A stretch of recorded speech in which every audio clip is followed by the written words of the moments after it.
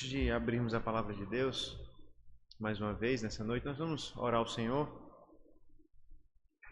Vamos orar ao nosso Deus, nos colocar diante dEle. Orar como fazemos todos os domingos, orar pela igreja e assim também nos preparando para ouvirmos a palavra do Senhor. Vamos orar ao Senhor mais uma vez. Senhor nosso Deus, mais uma vez nós nos colocamos diante do Senhor em oração, agradecidos porque nós já cantamos ao Senhor, nós já oramos, nós já lemos a Tua palavra. Ó Deus, nós já fomos lembrados a respeito da Tua salvação, do perdão dos pecados e da nova vida que nós temos em Cristo Jesus. E nessa oração, Senhor Deus, nós queremos nos colocar diante do Senhor e rogar ao Senhor, Deus, que o Senhor nos ajude a viver em novidade de vida nesse mundo. Nos ajude, Pai, porque nós vivemos num mundo onde nós encontramos diversas tentações, um mundo que é impuro por natureza. E por isso, ó Deus, nós pedimos ao Senhor que purifique os nossos corações, purifique as nossas mentes nesse mundo, Senhor Deus, que é mau. Nos ajude, Senhor, ajuda a Tua igreja a termos a cada dia casamentos puros, casamentos santos, santificados pelo Senhor. Nos ajuda, Senhor Deus, a termos famílias santificadas, famílias puras em nossa igreja. Ajude, Senhor Deus, para que cada um de nós entenda seu chamado da parte de Deus. Para que também, ó Pai, os solteiros, aqueles que ainda não formaram uma família ou que não são chamados para isso, também compreendam, Pai, a importância de uma vida santa, pura, dedicada ao Senhor. Que em nome de Cristo Jesus, Pai, o Senhor abençoe a Tua igreja. Que em nome do Senhor Jesus, o Senhor possa santificar a Tua igreja, purificar a Tua igreja, guiar a Tua igreja.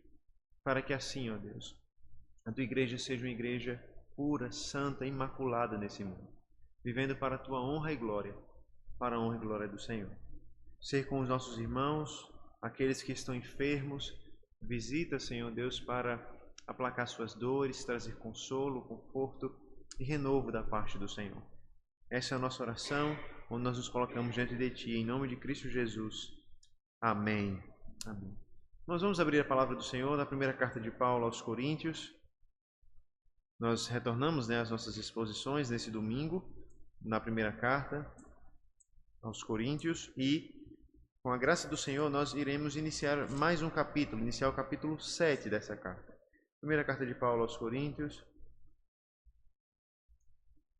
capítulo 7, e nós vamos ler a partir do versículo 1 até o versículo 9.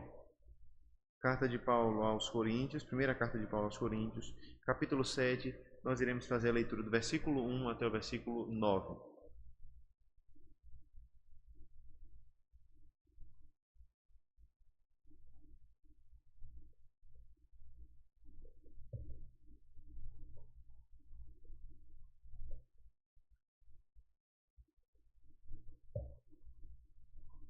Nós vamos ler a palavra do Senhor. Peço que você ouça com fé, com atenção. Ela nos diz assim: 1 Coríntios 7, do versículo 1 ao 9. Quanto ao que vocês me escreveram, é bom que o homem não toque em mulher. Digo que por causa da imoralidade, cada homem tenha a sua esposa e cada mulher tenha o seu próprio marido. Que o marido conceda à esposa o que lhe é devido, e também, de igual modo, a esposa ao seu marido. A esposa não tem poder sobre o seu próprio corpo, e sim o marido. E também, de igual modo, o marido não tem poder sobre o seu próprio corpo, e sim a esposa. Não se privem um ao outro, a não ser, talvez, por mútuo consentimento, por algum tempo, para se dedicarem à oração. Depois, retomem a vida conjugal, para que Satanás não tente vocês por não terem domínio próprio. E digo isto como concessão, e não como mandamento. Gostaria que todos os homens fossem como eu. No entanto, cada um tem de Deus o seu próprio dom. Um, na verdade, de um modo, o outro, de outro. E aos solteiros e às viúvas, digo que lhes seria bom se permanecessem no estado em que também eu vivo.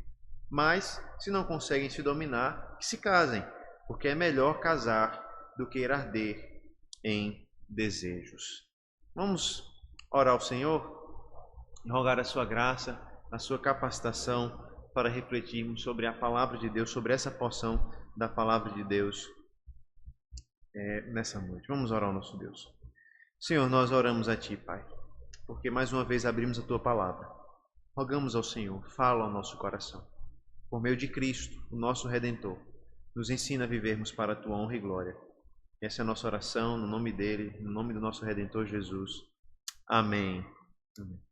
Irmãos, não há dúvidas de que nós vivemos em dias em que o casamento e a vida solteira são distorcidas, não é? O casamento é distorcido, a gente não precisa falar muito sobre isso, né? A própria noção de casamento é distorcida, a gente tem questões como a união estável, a gente tem a união entre pessoas do mesmo sexo, a gente tem pessoas que não querem se casar para viverem com 2, 3 ou mais parceiros. Mas além disso, irmãos, a vida solteira também é distorcida em nossos dias. Normalmente, quando se pensa em vida solteira, se pensa numa vida livre para se relacionar com quem quer, na hora que quer e assim por diante. A verdade é que, sejam solteiros, sejam casados, todos nós vivemos num momento ou numa sociedade onde nós somos ameaçados pelas tentações da imoralidade sexual. E por mais que esse não seja um tema fácil de falar, né, a igreja é chamada a refletir sobre esses assuntos. Porque o próprio Paulo escreve sobre esses assuntos. Nós temos visto ao longo da carta como Paulo, desde o capítulo 5, tem tratado sobre esse problema, o problema da sexualidade na vida da igreja de Corinto. Os irmãos lembram que essa igreja vivia numa cidade chamada Corinto e que essa cidade era muito conhecida por ser uma cidade de muita imoralidade sexual, com diversas prostituições e assim por diante. Inclusive, existia um templo de deuses que o culto era realizado por meio da prostituição cultual, né? Ou seja, existiam prostitutas, sacerdotisas, prostitutas que viviam no templo e então o culto era realizado por meio de relações sexuais com essas prostitutas. Isso só para a gente ter uma ideia de como era aquela sociedade. E a igreja estava naquele contexto, a igreja estava naquele meio. E muito claramente essa influência adentrou na igreja. Tanto é que Paulo ele vem lidando com esse assunto desde o capítulo 5. No início do capítulo 5, a gente viu aquele grave caso em que um homem tinha um relacionamento com a sua própria madrasta, né, a mulher do seu pai. E Paulo então corrige a igreja, e corrige porque a igreja sabia disso e não havia feito nada. Paulo então corrige e diz que a igreja deveria disciplinar aquele homem. Na verdade, a igreja deveria expulsar aquele homem, excluir aquele homem, porque ele não demonstrava sinais de arrependimento. Mas depois disso, Paulo continuou falando sobre esses assuntos e mostrando que a imoralidade não estava apenas naquele homem, mas estava espalhada em toda a igreja. No capítulo 6, por exemplo, Paulo trata da imoralidade sexual e mostra que toda a igreja, ou boa parte dos irmãos, tinham algum histórico de imoralidade, seja na vida passada, antes da fé, ou até mesmo depois da fé. Diante dessa situação, então, o apóstolo tratou dessas questões ligadas ao pecado sexual, lembrando aos irmãos de Corinto que eles foram chamados, redimidos, para glorificar a Deus no corpo. E nós vimos então que o nosso corpo é especial, foi criado por Deus, é templo do Espírito de Deus, foi criado para ser ressuscitado dentre os mortos por meio de Jesus Cristo, e tudo isso nos ensina como nós devemos viver em pureza e em santidade. Agora, no capítulo 7, irmãos, esse assunto continua sendo o tema de Paulo. E Paulo continua tratando a respeito da sexualidade e dos relacionamentos. Só que nesse capítulo, Paulo vai mudar um pouco de foco, porque ele vai tratar especificamente das questões ligadas ao casamento. Isso porque os irmãos tinham dúvidas sobre o casamento e haviam escrito uma carta para Paulo, antes dessa carta que nós estamos lendo, levando essas perguntas, levando essas questões, e Paulo agora está respondendo. Ou seja, os irmãos tinham dúvidas, os irmãos levaram essas dúvidas, essas questões, e Paulo agora está respondendo essas dúvidas. Paulo está respondendo essas questões.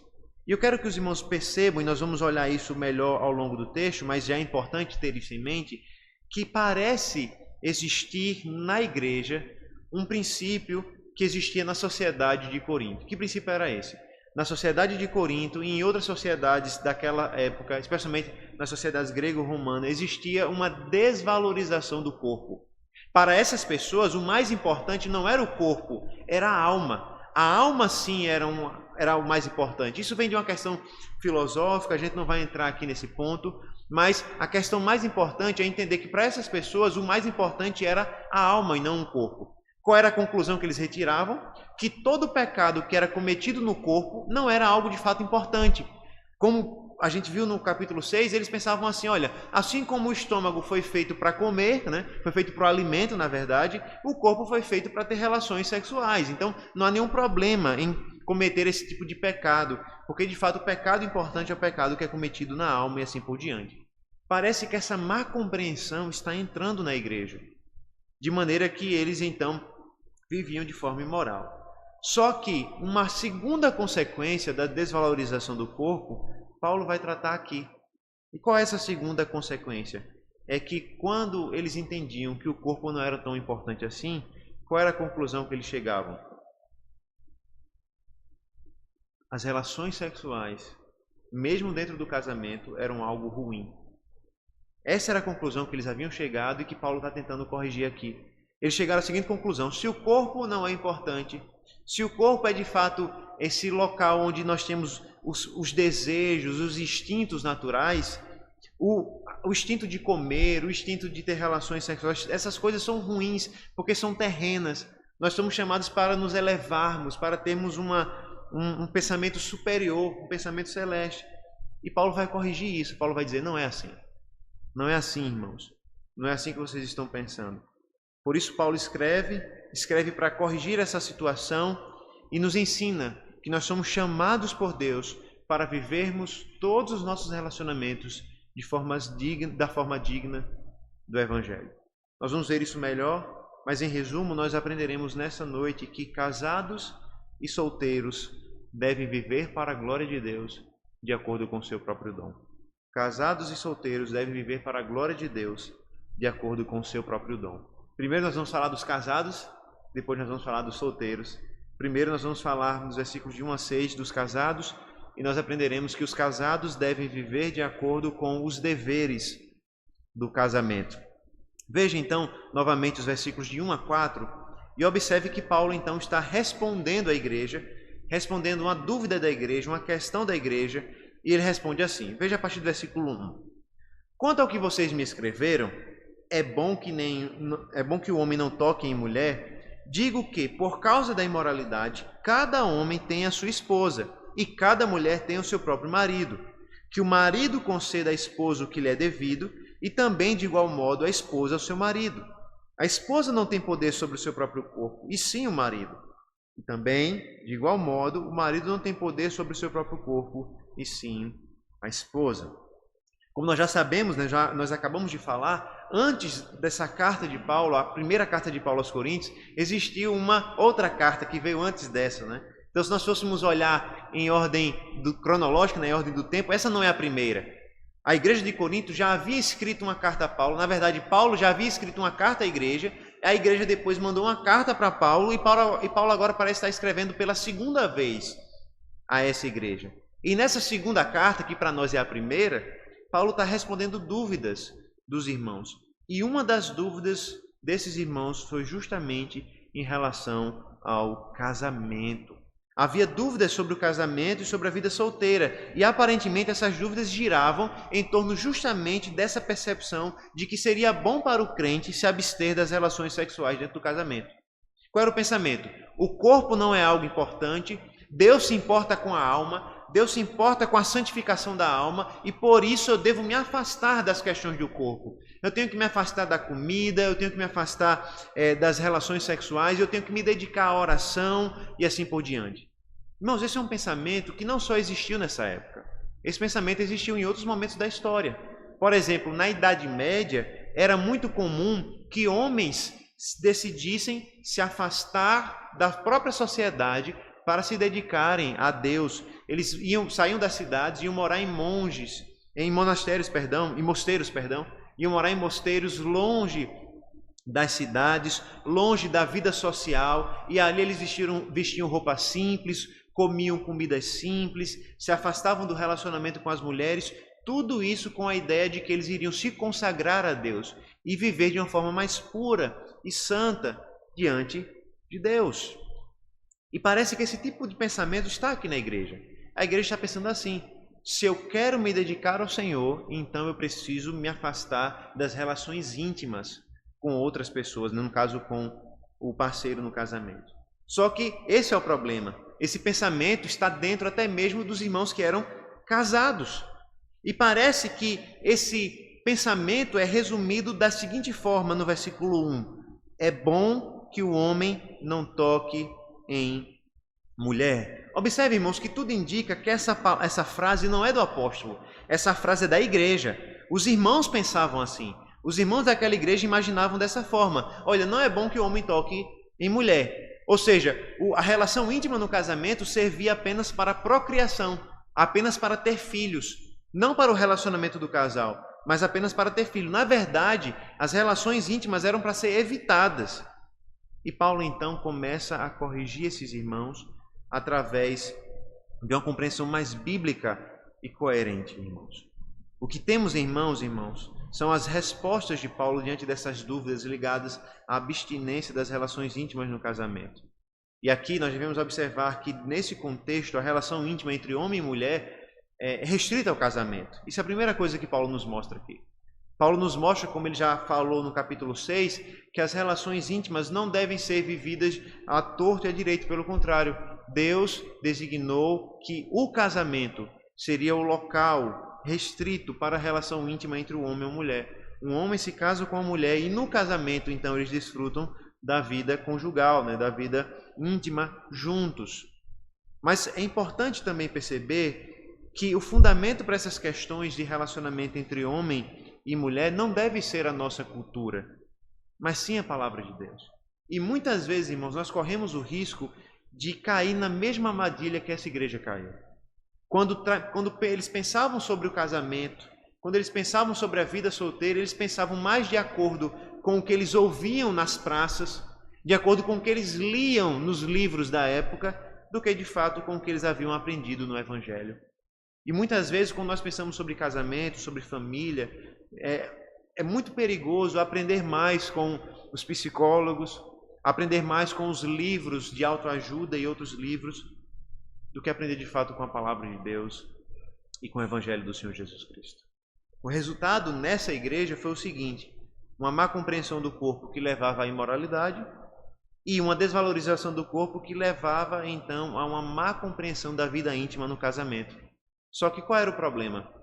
O problema é que se os irmãos entendiam que era melhor se abster das relações íntimas para se dedicar ao Senhor, o resultado era eles acabavam sendo tentados a pular a cerca, vamos dizer assim, a cometer adultério. Porque se eles não tinham vida íntima no casamento, o que acontecia? Eles acabavam se prostituindo. E Paulo então vai corrigir esse raciocínio aqui. Paulo então começa a corrigir esse pensamento dos irmãos a partir do versículo 2, quando ele redireciona a visão desses irmãos de algumas maneiras. Primeiro, Paulo mostra que diante do perigo da imoralidade é necessário que os cônjuges vivam a intimidade do casamento.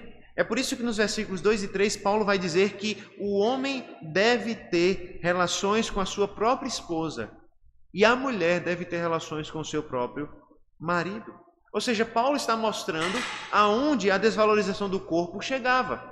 Então, o raciocínio da igreja era o seguinte: nós não devemos ter intimidades porque nós devemos nos santificar para Deus. Qual era o resultado? O resultado não era santificação, o resultado era pecado, porque eles deixavam de ter a intimidade do casamento e cometiam pecados. Então Paulo vai dizer: o que vocês estão pensando está errado. Cada homem deve se relacionar com a sua mulher e cada mulher deve se relacionar com o seu próprio marido. Se alguém, irmãos, evita a vida íntima no seu casamento, buscando santificação, ele está colocando armadilhas contra a santificação. Porque o pecado da imoralidade ameaça a vida da igreja. E o casamento, como claramente a Escritura nos mostra, é um dos remédios de Deus. É um dos fundamentos de Deus para nos ajudar nessa luta. O apóstolo nos lembra que a vida íntima entre homem e mulher no casamento tem o propósito de ajudar na luta contra a imoralidade. E aqui, irmãos, a gente aprende um ponto muito interessante sobre o casamento. As relações íntimas no casamento, o próprio casamento, são apresentadas por Deus, as relações no casamento são apresentadas por Deus como um auxílio de Deus na luta contra a imoralidade sexual. Nós não podemos, irmãos, ter esse tipo de pensamento, vamos dizer assim, esse pensamento piegas, né, de que não, eu vou lutar contra o pecado, eu vou buscar santificação, eu vou orar ao Senhor e então eu vou me livrar da imoralidade, assim por diante.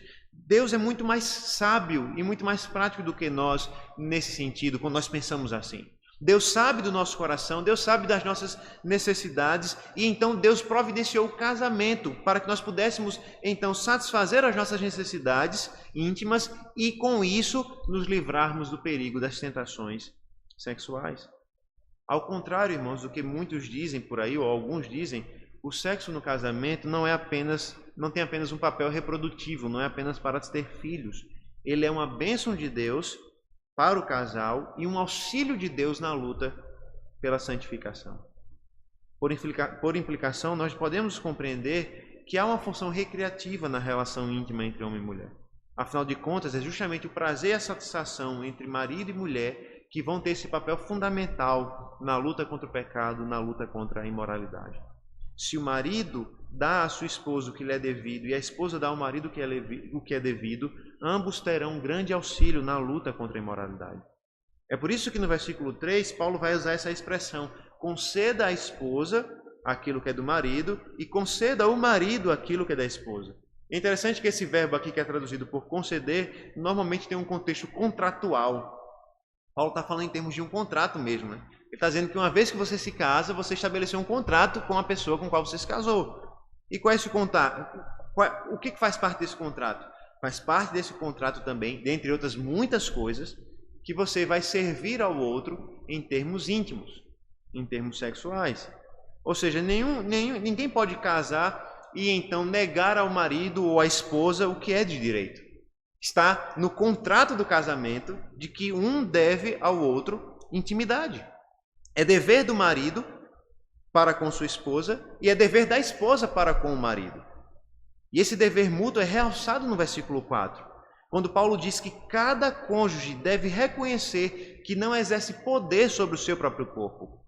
E aqui a palavra que é traduzida por poder significa literalmente autoridade. Nós não temos autoridade sobre o nosso próprio corpo, nem o marido sobre o seu, nem a esposa sobre o seu, mas é o marido quem tem autoridade sobre o corpo da mulher e a mulher que tem autoridade sobre o corpo do marido.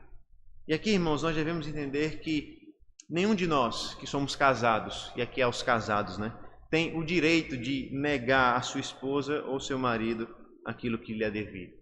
É lógico, irmãos, nós sabemos que há situações de enfermidade, há situações de disposição. Não estou dizendo aqui para você chegar em casa e dizer para sua mulher: agora você vai pagar o que você me deve, né? Como o pastor ensinou na igreja. Não é esse o ponto. Mas o ponto é que nós temos que ter no nosso coração a disposição de servir ao nosso marido, ou no caso inverso, servir a nossa esposa. O casamento, irmãos, não foi feito para a nossa própria satisfação. O que Paulo diz é justamente o oposto. Nós fomos chamados por Deus para satisfazer o nosso cônjuge, o marido à esposa, a esposa ao seu marido. Por isso as esposas não podem se negar a viver a vida íntima do casamento, mesmo, e Paulo vai dizer isso mais adiante, mesmo que ela tenha um propósito de oração, de santificação. E é a mesma coisa o contrário. O marido não pode se negar a viver a vida íntima com a esposa, mesmo que ele use a oração ou a santificação como uma desculpa para isso.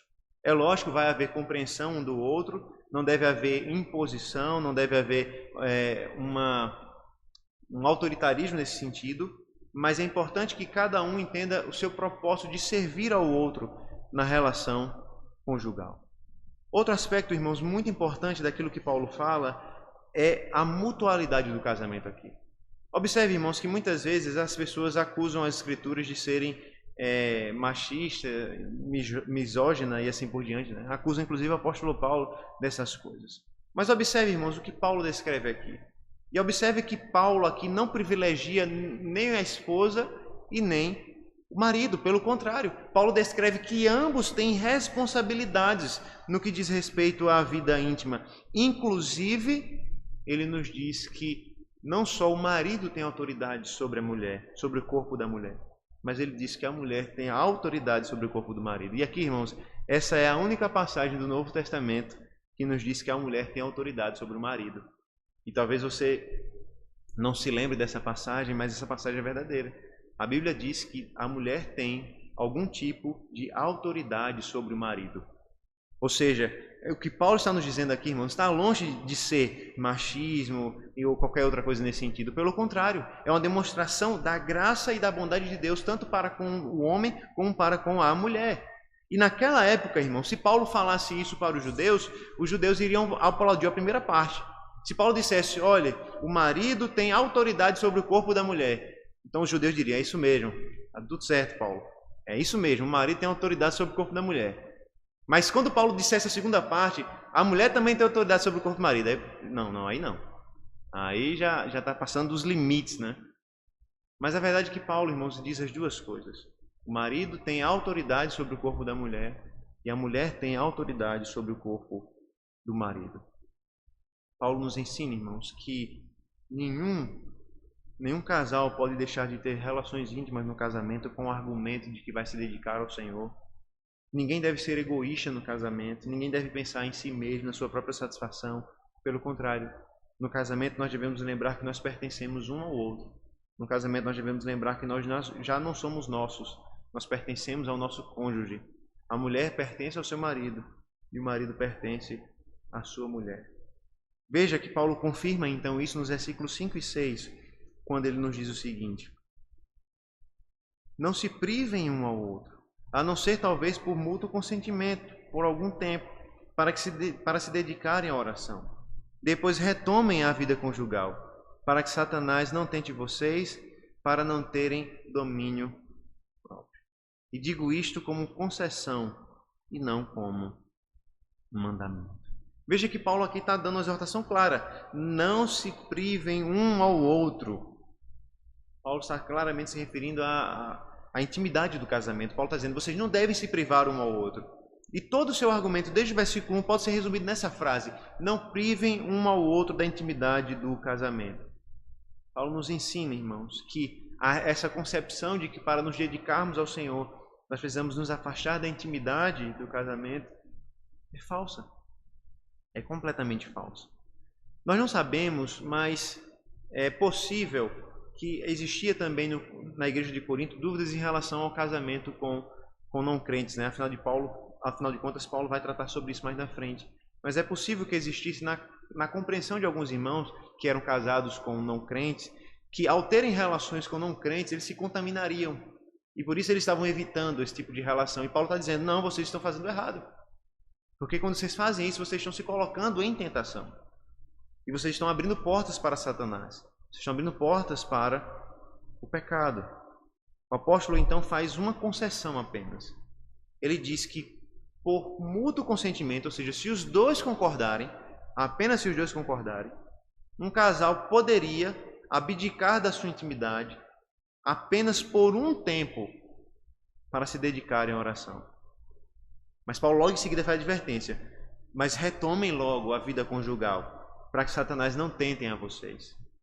O casal poderia, se quisesse, em caso de concordância mútua, se abster da vida íntima, mas logo deveria voltar à vida normal do casamento, para que Satanás não fosse astuto o suficiente para tentá-los. E Satanás é, irmãos, astuto. E nós devemos ter muita sabedoria em relação a isso. Eu não estou justificando o adultério, a traição, muito pelo contrário, Paulo não vai justificar isso. Pelo contrário, Paulo vai tratar como pecado, Paulo vai disciplinar, vai advertir em outros textos. Mas nós devemos entender que nós podemos abrir brechas para a tentação quando nós não dedicamos um ao outro no casamento. Quando nós não nos dedicamos um ao outro no casamento, nós podemos abrir brechas para Satanás, tanto para as nossas próprias vidas, quanto para a vida dos nossos cônjuges. E nós precisamos entender que nós temos esse papel de Deus. Nós somos auxílio de Deus na vida da nossa esposa, na vida do nosso marido, para que eles não sejam tentados nessa área. Nós devemos entender esse papel e então nos dedicar a esse papel, nos dedicar um ao outro, para que Satanás não encontre no nosso lar brechas para esse tipo de tentação. Mas como Paulo faz questão de enfatizar no versículo 6, essa instrução, esse ensino de que um casal poderia se abster por um tempo, não é um mandamento, é uma concessão. Ou seja, Paulo não está obrigando ninguém a se abster das relações íntimas para se dedicarem à oração. Em nenhum momento Paulo diz que a vida conjugal atrapalha a oração. Mas Paulo diz que se eles quiserem, eles podem fazer isso, porque não seria um pecado fazer isso, desde que fosse por um tempo e logo eles voltassem à vida íntima. E essa concessão, irmãos, pode nos ensinar duas coisas. A primeira é que um casal precisa estar de acordo em relação à vida íntima no casamento. Um não pode decidir se abster da intimidade sem que o seu cônjuge seja consultado. Nem mesmo o marido ele tem esse tipo de autoridade. O marido ele não pode tomar uma decisão nessa área sozinho. Ele precisa da sua esposa, ele precisa do consentimento da sua esposa. Ambos, marido e mulher, precisam concordar sobre esse aspecto tão importante do casamento. A segunda coisa que nós podemos aprender é que essa falta de acordo entre os cônjuges pode gerar oportunidades de tentação. Por isso, homem e mulher, marido e mulher, precisam estar juntos no propósito de lutar pela santidade, pela vida santa. Isso inclui certamente os relacionamentos íntimos. Casais devem reconhecer que a relação íntima serve ao propósito de Deus de redenção em Cristo Jesus. Talvez você não tenha pensado nisso, mas eu gostaria que você pensasse nisso nessa noite. A vida íntima que você tem no casamento com seu marido deve servir ao propósito de Deus de santificação. Deve servir ao propósito de Deus de redenção. Você deve entender que você é útil na vida da sua esposa ou do seu marido para ajudá-lo ou ajudá-la na santificação, na redenção que é operada pelo Senhor Jesus Cristo. Deus deu a intimidade com esse propósito, Deus nos deu um ao outro com esse propósito, para que nós fôssemos auxílios de Deus, fontes de graça de Deus, para fortalecer e ajudar na santificação um do outro. Primeiro, então, nós falamos sobre os casados, e em resumo, nós podemos dizer que os casados devem viver de acordo com os deveres do casamento. Agora nós vamos falar da segunda seção do texto, versículos 7 a 9, que nos mostram os deveres dos solteiros. E em resumo, nós veremos que os solteiros devem viver de acordo com o dom que receberam. Veja o que o versículo 7 vai nos dizer.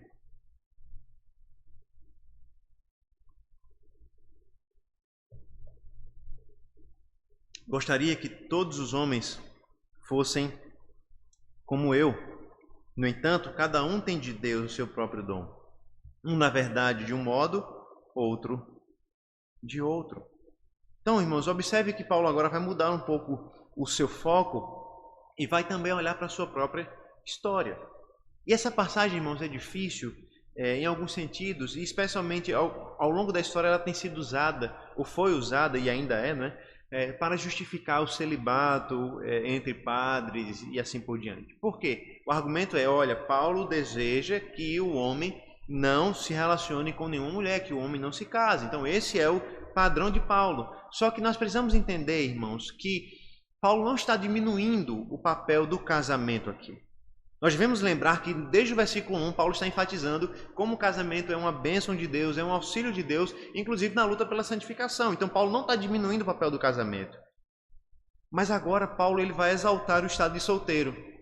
Por quê? Porque depois de ele falar tanto do casamento, pode parecer que se eu não sou casado, então eu não tenho esse auxílio de Deus, essa graça de Deus. Se o casamento é uma bênção de Deus, se o casamento é um auxílio de Deus para me ajudar na luta pela santificação, na luta contra a imoralidade sexual, se eu sou solteiro, então eu estou perdido.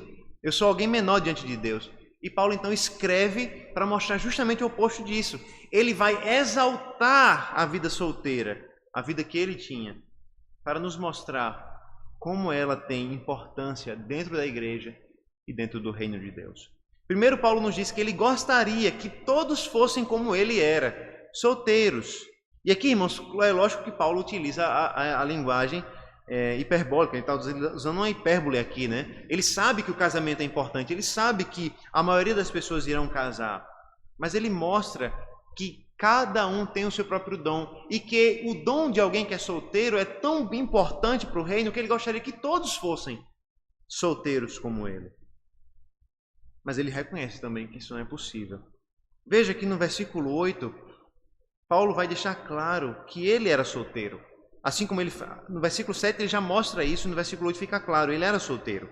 E a gente não sabe muito bem se Paulo nunca se casou, ou se Paulo ele teve uma esposa e essa esposa faleceu, ou se ele havia sido abandonado pela esposa, talvez depois que ele se converteu, né, ao cristianismo, a esposa tenha o abandonado. Enfim, nós não sabemos exatamente se Paulo um dia se casou ou não. Mas o que nós sabemos é que Paulo estava naquele momento solteiro, ele era solteiro naquele momento, e ele havia entendido que aquele era o estado de Deus para a vida dele. Ele entendeu que aquele era o dom de Deus para a vida dele. Ele estava só, ele não estava em um casamento, e ele entendeu que aquele era o estado de Deus, a vontade de Deus, o dom de Deus para a sua vida. Paulo considerava, irmãos, o estado de solteiro como um dom de Deus, uma graça de Deus para a vida dele. E ele entendia que viver sem a necessidade de uma esposa era um verdadeiro dom de Deus na sua vida. Por quê, irmãos? Porque, como Paulo vai nos mostrar, a vida solteira era mais útil para o reino de Deus, especialmente quando nós pensamos em Paulo. Quando nós lembramos da vida de Paulo, as viagens missionárias, as tribulações, a vida que ele passou, seria muito difícil, se não impossível, que Paulo vivesse essa mesma vida casado. Seria impossível que Paulo, muito difícil, se Paulo estivesse casado, passar pelas 3 viagens missionárias que ele passou. Seria muito difícil que ele escrevesse a quantidade de cartas que ele escreveu. Seria muito difícil que ele vivesse tudo aquilo que ele viveu. Sendo um apóstolo, ainda tendo uma esposa e tendo que cuidar de filhos. O que Paulo está nos dizendo, irmãos, a partir do versículo 7, é que Deus chama pessoas para viverem de forma diferente e capacita essas pessoas com dons distintos. Uns foram chamados para o casamento, outros para a vida solteira. E isso em diferentes momentos da vida, não é? Paulo vai falar, por exemplo, das viúvas. As viúvas, em um dado momento, foram chamadas para o casamento. Mas com o falecimento do marido, ou o inverso, né, o falecimento da esposa, a partir desse momento eles se tornam solteiros e então passam a ser chamados por Deus à vida solteira. O apóstolo entendeu o que nós precisamos entender, que a vida de solteiro era um chamado de Deus para a vida dele. Qual é o desejo então de Paulo? Paulo desejava que todos fossem solteiros como ele. E qual é a razão para isso? A razão para isso, irmãos, é que embora o apóstolo ele exalte o papel do casamento como um dom de Deus e um auxílio de Deus, Paulo reconhece que há certos fardos que acompanham a vida de casado. E veja os versículos 32 a 34 de 1 Coríntios 7. 1 Coríntios 7, versículos 32 a 34. O que eu realmente quero é que vocês fiquem livres de preocupações. Quem não é casado cuida das coisas do Senhor, de como agradar ao Senhor. Mas o que se casou cuida das coisas do mundo, de como agradar a esposa.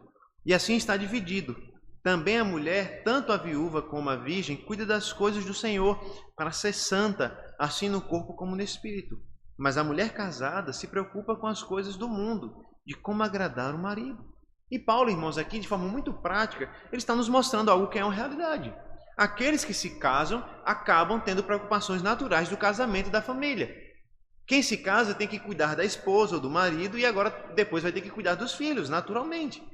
E por isso que Paulo vai dizer, irmãos, eu gostaria que vocês fossem solteiros, porque eu gostaria que vocês pudessem se dedicar ao Senhor como eu me dedico. Eu queria que todos os crentes fossem solteiros, porque se todos fossem solteiros, todos poderiam se dedicar ao Senhor e ao reino de Deus e à pregação do Evangelho. Mas Paulo reconhece que isso não é uma realidade. Né? Ele sabe que isso é um desejo do coração dele, porque ele pensa no reino, ele pensa no Evangelho, mas ele sabe que isso não é uma realidade. Por isso Paulo diz, olha, quando vocês se casam, vocês vão ter que se preocupar. O marido ele tem que se preocupar em agradar a esposa. E Paulo sabe que isso é uma tarefa difícil. Eu não sei se Paulo se casou, né? Se ele teve um esposo um dia. Mas mesmo sem ter se casado, ele sabia que agradar a esposa é uma tarefa difícil, que toma tempo e às vezes você vai investir a vida inteira e não vai não vai resolver, não é? Pelo menos se for uma boa esposa, resolve, né? Mas se não for uma boa esposa, pode ser que você passe a vida toda tentando agradar e não agrade. Por isso que Paulo diz, olha, entre você passar a vida tentando agradar a esposa e servir a Deus, é melhor você servir a Deus. Mas saiba que se você foi chamado para o casamento, você deve se dedicar ao casamento. Paulo via na prática que o casamento dificultaria o seu trabalho missionário, o seu trabalho no Evangelho. E é por isso que ele desejava que todos fossem como ele. E veja, isso não é uma imposição de Paulo. Paulo não está dizendo que todos aqueles que querem servir a Deus no ministério precisam ser solteiros. Paulo está fazendo mais uma vez uma demonstração do seu coração, do seu sentimento. Paulo está nos ensinando que, livre das preocupações naturais de um casamento, uma pessoa é capaz, muito mais capaz de ser mais útil para o reino de Deus. Um exemplo disso, irmãos, são os jovens.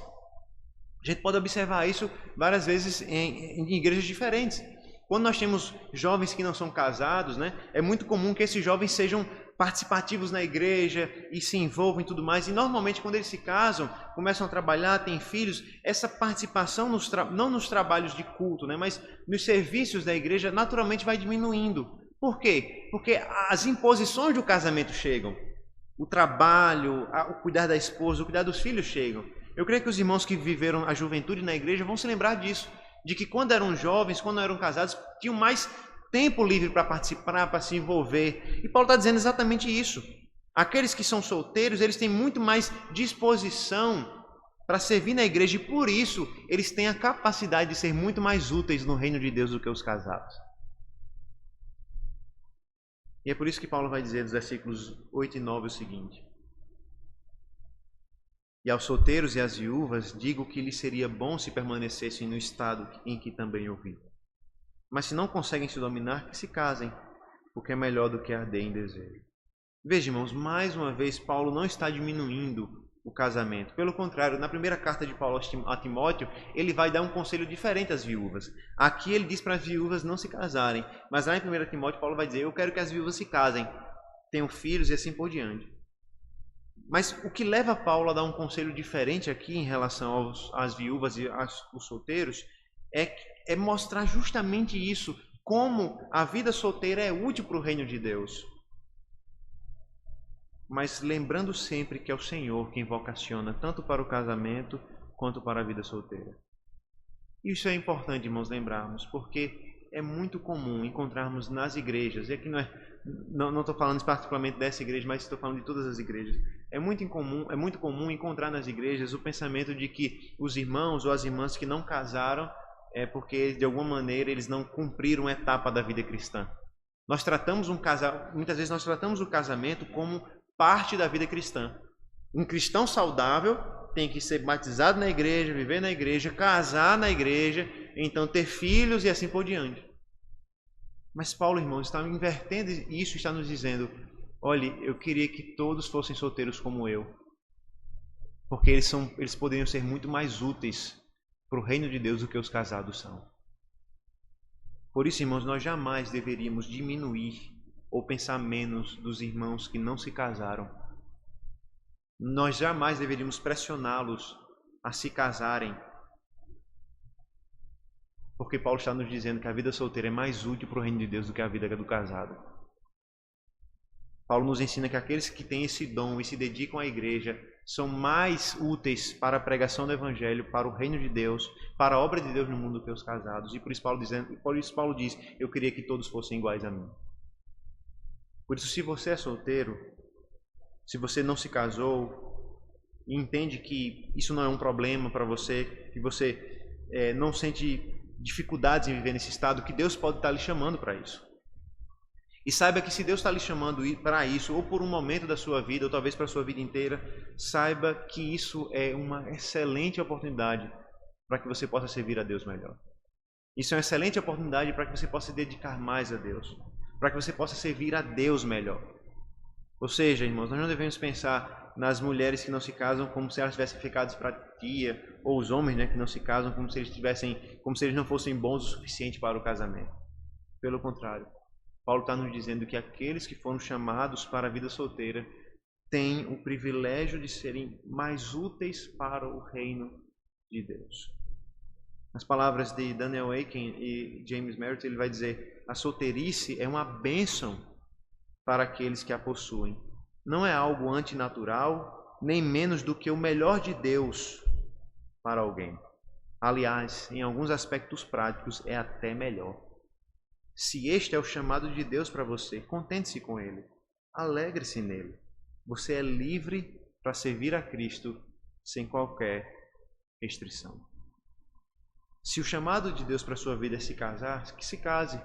Procure uma boa esposa, procure um bom marido, crente, firmado no Senhor, servo do Senhor, e case. Mas se Deus tem permitido que você viva uma vida solteira, dedique-se ao Senhor.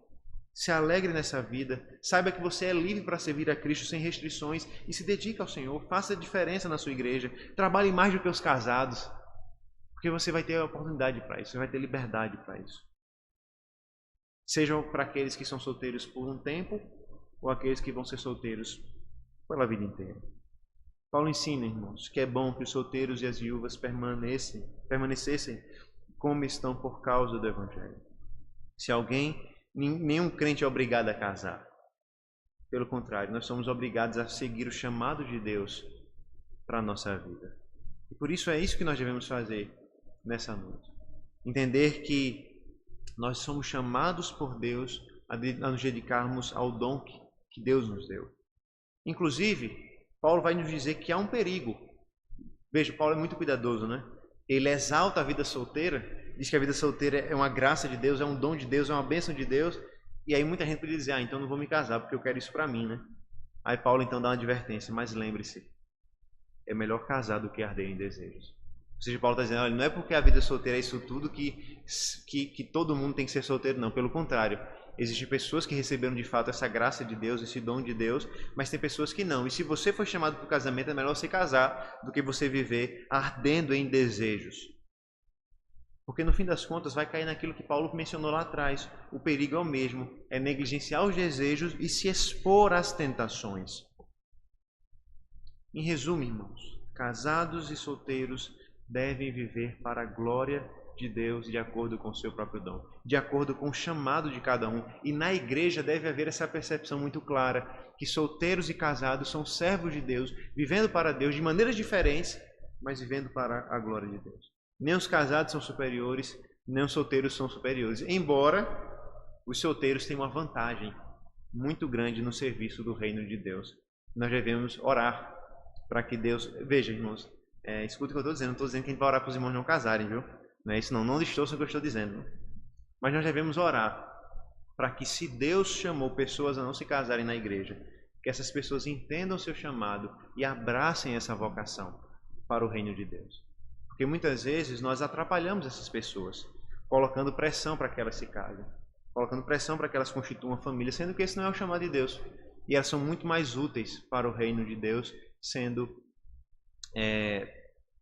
solteiras. E, irmãos, infelizmente, eu já vi história de irmãs que eram uma bênção na igreja, eram missionárias, serviam a Deus, se dedicavam integralmente, e aí, pela pressão, por toda a questão, elas se casam com um homem, e elas saem da obra missionária, elas saem do serviço, passam a se dedicar ao casamento, e infelizmente, no caso em específico, o marido nem era, nem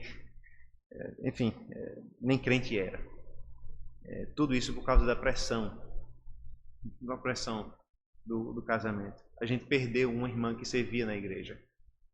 E uma irmã agora que ficou atrelada a um marido extremamente problemático. Irmãos, nós devemos ter muito cuidado com aquilo que nós dizemos, aquilo que nós pensamos, aquilo que nós falamos para os nossos irmãos. Porque nós devemos entender que cada um tem dons diferentes de Deus e cada um é útil para o reino de Deus, para o Evangelho e para a glória de Deus com os seus dons diferentes. Que Deus nos ajude, irmãos, a compreender os nossos papéis, sejam como casados ou solteiros, entendendo que cada um de nós deve viver com os olhos no reino e no Evangelho, buscando a glória de Deus em tudo o que nós fazemos para a honra e glória do nosso Senhor e Salvador Jesus Cristo. Vamos orar? Senhor Deus, nós louvamos o Teu nome, ó Pai. Louvamos o Teu nome pelos casamentos da nossa igreja. Louvamos o Teu nome porque o Senhor chamou a tantos de nós para o casamento. para termos o casamento como um auxílio do Senhor na luta contra as tentações do maligno, como auxílio do Senhor para a santificação, para até mesmo o evangelho na criação de filhos, no discipulado, no lar. E nós também louvamos o Senhor pelos solteiros da nossa igreja, aqueles que foram chamados para viverem como solteiros, seja por um tempo ou até mesmo para toda a vida. Que esses irmãos compreendam o privilégio que têm de servir ao Senhor sem nenhuma preocupação familiar, como a de marido e de mulher, como de pais e mães. Que as viúvas da igreja, que os solteiros da igreja aprendam como eles podem ser úteis para o reino de Deus. Que assim também, ó Deus, que os casados da nossa igreja possam compreender como eles são úteis para o reino dos céus, entendendo como eles são chamados a se dedicarem um ao outro e a satisfazerem uns aos outros para não serem tentados por Satanás. Abençoa, Senhor Deus, nossas famílias, abençoa nossos irmãos e nos ajuda, Senhor Deus, a sermos uma igreja que compreende o chamado de Deus para a vida de cada um, para que o Teu nome seja glorificado em todos nós, casados ou solteiros. Nos abençoa, Senhor Deus. Essa é a nossa oração em nome do Senhor Jesus. Amém.